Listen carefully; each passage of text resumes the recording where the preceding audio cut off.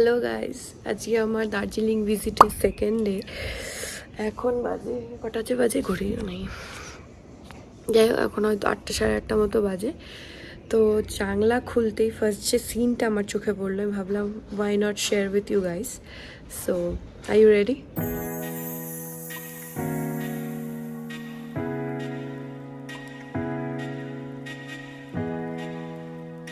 সকাল এরকম সিন দেখতে কার না ভালো লাগে, তাই না? উফ, মনটা ভরে গেল আমার। যাই হোক, এখন আমরা ফ্রেশ হব, ফ্রেশ হয়ে ব্রেকফাস্ট করব। তো তোমাদের সাথে ব্রেকফাস্ট টেবিলে দেখা হচ্ছে।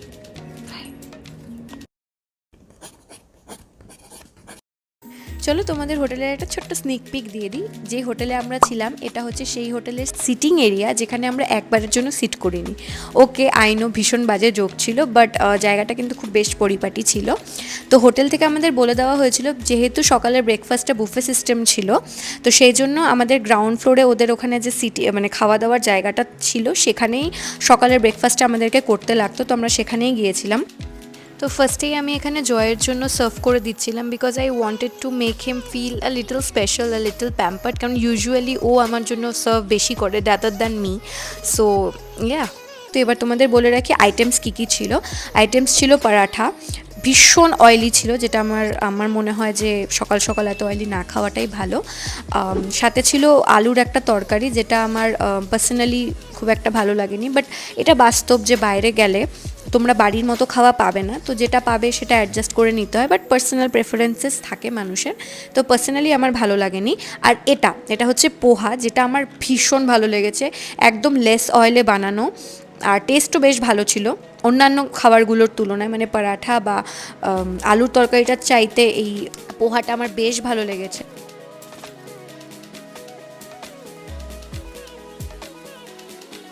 আর হ্যাঁ, সাথে ছিল ডিমের পোচ আর গরম গরম চা। কমপ্লিট করে আমি চলে এসেছি রুমে। এখন আমরা বেরোবো মহাকাল মন্দিরের ভিজিট করতে, তো তার জন্য আমাকে রেডি হতে হবে। তো আমি রেডি হয়ে আবার তোমাদের সঙ্গে দেখা করছি।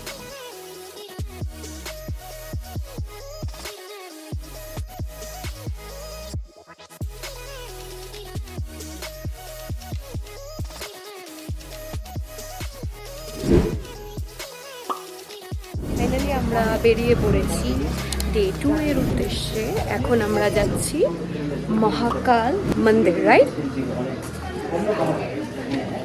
Let's go. তাই বেরোতে না বেরোতেই না আমার খিদা পেয়ে গেছিলো, বিকজ আমি সামান্য পোহা খেয়েছি আর পরাঠাটা পুরোটা ফেলে দিয়েছিলাম, বিকজ আমি খেতে পারছিলাম না, এত অয়েলি ছিল। তো রাস্তায় বেরিয়ে আমি খুঁজছিলাম যে কিছু খাওয়া যায় কি না, তো চোখে পড়ে গেল এই ক্যাফেটা, যেটার নাম হচ্ছে টম অ্যান্ড জেরি ক্যাফে। ক্যাফেটার ভেতরে ঢুকেই একটা কোরিয়ান ভাইব আমাকে দিচ্ছিল, কোরিয়ান ক্যাফেগুলো যেরকম হয় ঠিক সেরকম আমার ফিল হচ্ছিল।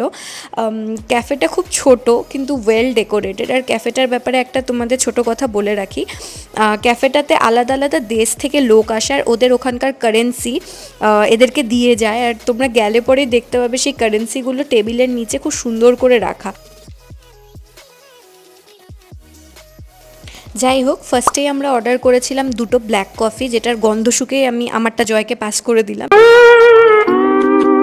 ছিল এই double decker pancake, chocolate pancake, যেটা আমার পার্সোনালি খুব ভালো লেগেছে, বাট এতটা ফিলিং ছিল যে আমি পুরোটা একা খেতে পারিনি, তো আমার সাথে জয়ও অল্প শেয়ার করেছিল। সো আমার এটা খুব ভালো লেগেছে।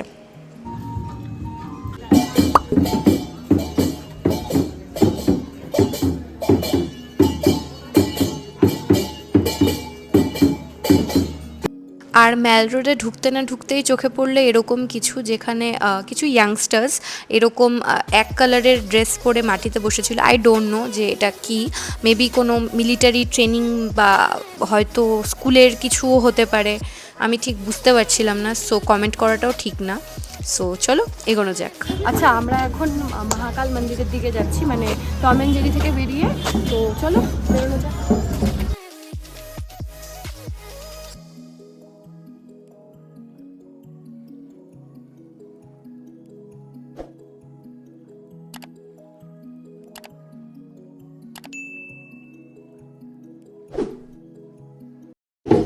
কত উপরে আমরা, এখান থেকে যদি লাভ করি একদম শেষ।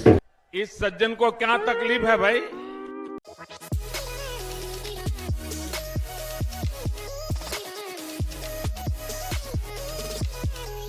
যেদিন আমরা মহাকাল মন্দির গেছিলাম সেদিন ওখানে প্রচণ্ড ভিড় ছিল, অ্যাজ ইউ ক্যান সি। আমি জানি না, হয়তো সেদিন কোনো ওদের পবিত্র কোনো উৎসব ছিল নাকি কী ছিল আমি জানি না, নাকি ওখানে রেগুলারই এরকম ভিড় হয় আমার সেটাও জানা নেই। কিন্তু ভিড় দেখে মনে হচ্ছিল যে সেদিন হয়তো স্পেশাল কিছুই ছিল। কিন্তু আনফর্চুনেটলি আমি মন্দিরের ভেতরে ঢুকতে পারিনি। কেন ঢুকতে পারিনি সেটা জানতে হলে ভিডিওটা সম্পূর্ণ দেখতে হবে।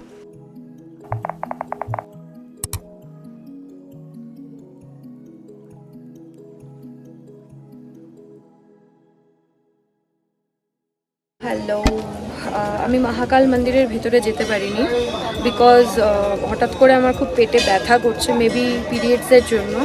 তো আমি ওই জন্য আর উপরে সারাই উঠতে পারিনি, আমি ডিরেক্ট নেমে গেছি। আমি নেমে এখন এখানে একটু দাঁড়িয়ে আছি যাতে পেট ব্যথাটা কমবে, যাতে অন্য স্পটগুলোও ভিজিট করতে পারি।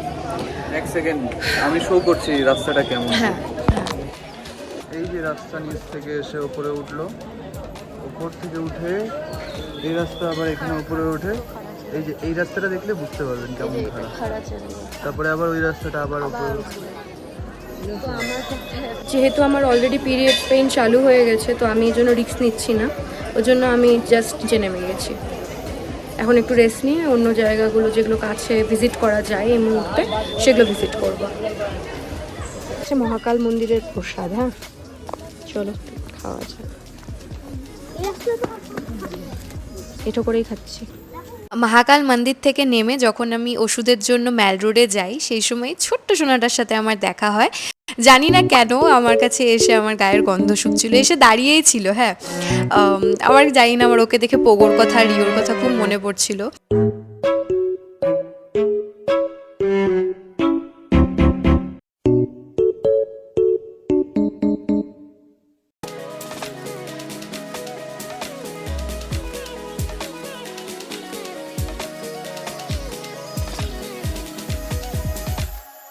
হ্যালো, ফাইনালি আমি রুমে এলাম। আসার পরে আমি পেটে এখন ছ্যাঁক দিচ্ছি। তো বাইরে বৃষ্টি শুরু হলো, আমি যেটা দেখালাম একটু আগে। তো ওই জন্য আমরা হয়তো বাইরে যেতে পারবো না লাঞ্চ করতে, হয়তো এখানে অর্ডার করে খেতে হবে। তো আমি এখন একটু ছ্যাঁক দেবো, একটু রেস্ট করব। দুপুরে খাওয়ার টাইমে আবার তোমাদের সঙ্গে দেখা হচ্ছে। আমরা হোটেলেই যাচ্ছি খাবার খেতে, বেলা বাজে 3টা, অনেক লেট হয়ে গেছে। তো ভাবলাম যে হোটেলে কিছু খাবার দাবার খেয়ে নেওয়া যাক, তাই না? হ্যাঁ, আমার ফেসটা এরকম লাগছে কেন? আরে ফেসটা ওই জন্য না, লাইটটা এরকম করেই পড়ছে। চলে এসেছি দুপুরের খাবার খেতে আমাদের হোটেলেই। এখানে আমরা নিয়েছি রাইস, আলু ভাজা, চিকেন আর ডাল, আর এখানে আছে স্যালাড। চলো লেটস গেট স্টার্টেড।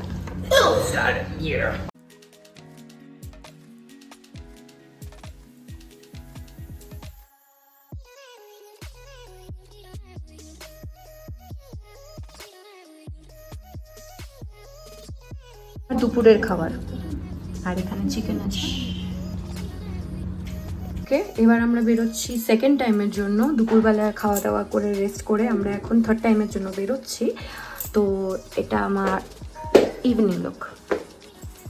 এই একটা জিনিসও কিন্তু আমার না, হ্যাঁ এটা জয়ের, মানে এটা আমি ওর কাছ থেকে বড় করলাম, মানে ওরই পড়ার কিছু নেই, আমি ওর কাছ থেকে নিয়ে পড়লাম। তো কেমন লাগছে জানিও। চলো আর লেট না করে বাইরে বেরোনো যায়। করিডোর, অনেক পুরোনো দিনের ছবি, সব এখানে হ্যাং করা। কালকে আমরা অ্যাকচুয়ালি এই জায়গাতে যাব। এটা কোথায়? এই জায়গাতে যাব। আমরা বেরোচ্ছি ফাইনালি বাইরে যাওয়ার জন্য, তো স্টে টিউনড। ওঠানামা করতেই আসলে ফাটে। সব একদম মেঘে মেঘ মেঘ হয়ে গেছে, সব সব মেঘ। এগুলো সব মেঘ, অ্যাকচুয়ালি সব না কিন্তু। হ্যাঁ সেটাই বলছিলাম। আর আমরা আছি এইখানে এই হোটেলটাতে, যেটার নাম হচ্ছে চিপে পোটালা প্যালেস।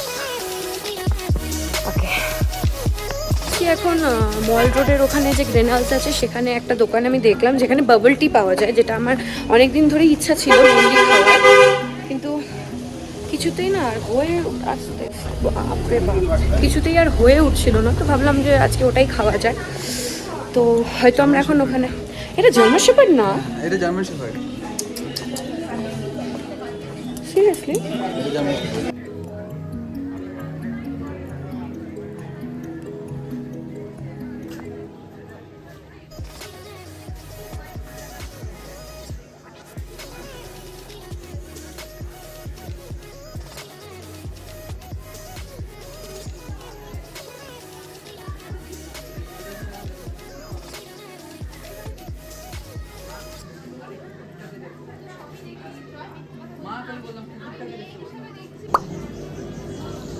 একটু ধরবি ক্যামেরাতে?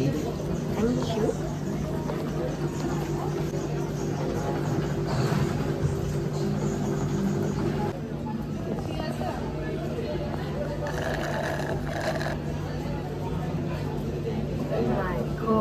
আমাকেও টেস্ট করাও,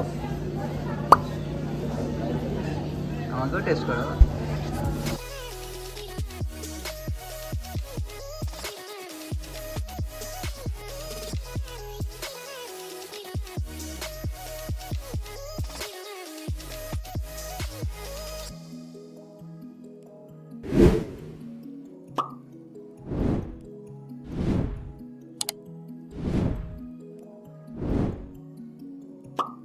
বলে কোথায় ওয়াচ টাওয়ার আছে জয়? রণবীর কাপুর বরফি সিনেমা শুটিং এর টাইমে বলে ওয়াচ টাওয়ারের সামনে এসেছিল। তো লেটস সি কোথায়। সামনেই তো।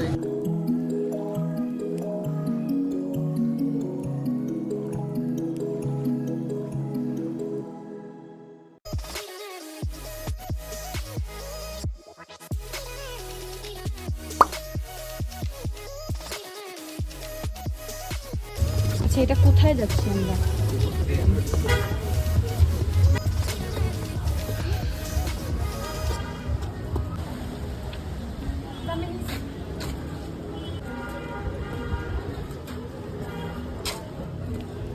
ছাতা কোথায় রাখবো? ছাতা হাতে ধরে নিবা, কি আছে? আমি জানতামই না যে দার্জিলিংয়ে মিনিসো আছে। তো আমি যখন দেখলাম রাস্তা দিয়ে যে এখানে মিনিসো লেখা, মিনিসোর ওই ব্যানারটা, আমি জাস্ট ছুটতে ছুটতে এসেছি, কারণ আমি খুব এক্সাইটেড ছিলাম এখানে সবগুলো জিনিস, কারণ আমি ইউটিউবারদের দেখেছি মিনিসোর ব্যাপারে খুব মানে বলতে কম চিপ প্রাইসে অনেক কিছু পাওয়া যায়, চিপ প্রাইসে অনেক কিছু পাওয়া যায়, মিনিসো ফাইন্ড অ্যান্ড অল। তো আমি খুব এক্সাইটমেন্টে এসেছিলাম যে অনেক কিছু শপিং করবো, বাট ট্রাস্ট মি, মিনিসোর কোনো জিনিস চিপ না, সব কিছু এক্সপেন্সিভ। এখানে যে টামলারটা আমি দেখছি এটার দামও 600-650 টাকাই ছিল। সো এখানে কোনো কিছুই চিপ না, সব কিছুই এক্সপেন্সিভ। আর আমাদের মতো মানুষদের জন্য একটা জলের বোতল 600 টাকা দিয়ে কেনাটা একটু বেশি বড়লোকি হয়ে যাচ্ছে। তো আমি এজন্যই চাইলে পরেও আমি এগুলো কোনোদিনও কিনবো না, কারণ আমার কাছে এগুলো ফুটানি। আমি হয়তো টামলার কিনবো, কিন্তু সেটা আমি মেলা থেকে কিনবো 150 টাকা দিয়ে। So that is more convenient for me. এখানে যে ইয়ারবাডটা আমি দেখছি এটার দামও মোটামুটি 200-250 টাকা মতো ছিল। তো যেখানে আমি সেটা 40 টাকায় পেয়ে যাবো, সেটা আমি কেন 250 টাকা দিয়ে কিনতে যাবো? So I am quite disappointed, কারণ সব ইউটিউবাররা বলে যে মিনিসো অনেক অ্যাফোর্ডেবল প্রাইসে অনেক কিছু সেল করে। So that's not the truth. তো এসছি যখন কিছু তো নিতেই হবে, তো সেই জন্য আমি ভাবছিলাম এই সানগ্লাসটা নেব। তো প্রথমে দেখলাম সানগ্লাসটা মুখের থেকে বড়, তারপর দেখলাম অকাতের থেকেও বড়, তো সেই জন্য আমি রেখে দিলাম চুপচাপ।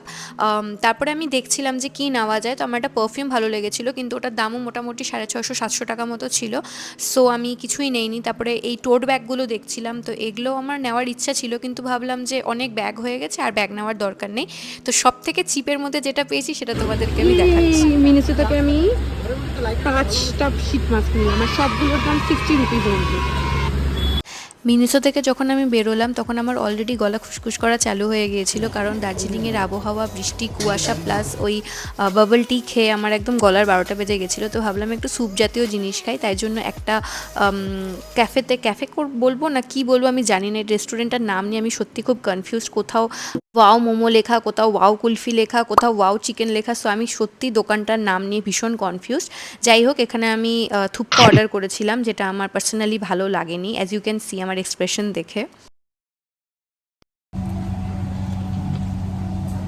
ওকে ওকে খেতে। রাতের ডিনার এখানে আছে পোলাও, একটা রুটি, মাটা পনির, আর এখানে আছে চিকেন আর স্যালাড। খাওয়া দাওয়া শেষ করে এখন আমি দাঁত ব্রাশ করে জাস্ট বসলাম, খুব টায়ার্ড লাগছে। তো আজকের ভিডিওটা আমি এখানেই শেষ করছি। দেখা হচ্ছে তোমাদের সাথে পরের কোনো ভিডিওতে। ততক্ষণ stay positive and stay happy. আরেকটা কথা, যদি তোমাদের ভিডিওটা ভালো লাগে একটা লাইক করো, কমেন্ট করে জানিও তোমাদের ভিডিওর কোন পার্টটা সব থেকে বেশি ভালো লাগলো, আর আমার চ্যানেলটিকে সাবস্ক্রাইব করতে ভুলো না।